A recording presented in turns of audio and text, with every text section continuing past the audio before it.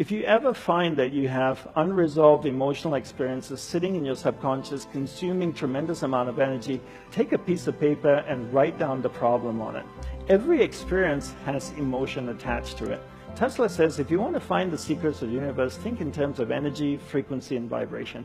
Everything is made up of energy, and it's vibrating at a certain frequency. If I have an experience, it has emotion attached to it, it's vibrating in my subconscious mind.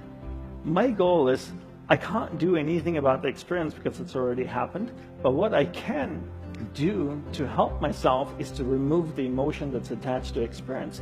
So I take a piece of paper, I write down the problem. As I write down the problem, something really interesting happens. That experience moves from my subconscious mind to my conscious mind because I'm reliving it. The interesting thing that happens is the energy, the emotion actually comes out of the experience, flows through my hands into the piece of paper. Now I crumble the piece of paper and I burn it in a fire. It could be a garbage can, a fireplace, it doesn't really matter.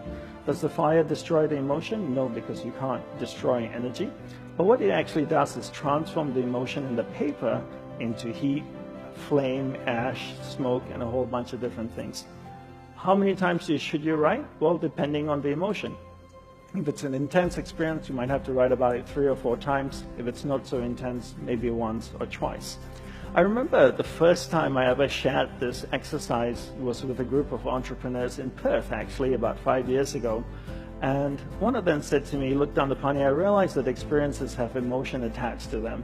And I realize as well, when you relive it or you're writing about it, it goes from your subconscious mind to your conscious mind.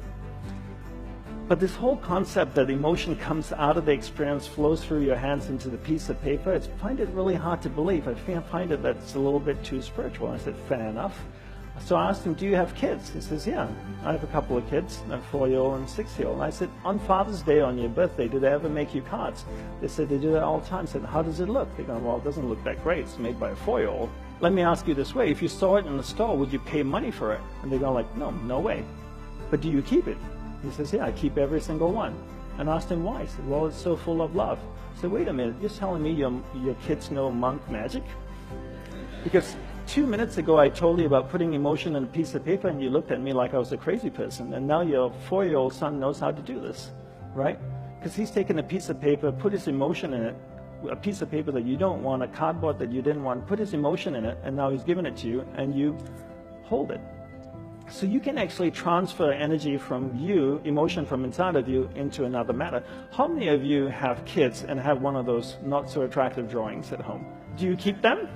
Why? You'd never be able to sell it to anybody. Nobody would want to buy it, right?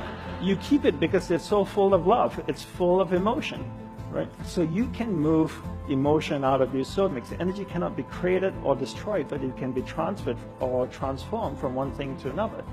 Take a piece of paper, write it down, and then burn it in an ordinary fire.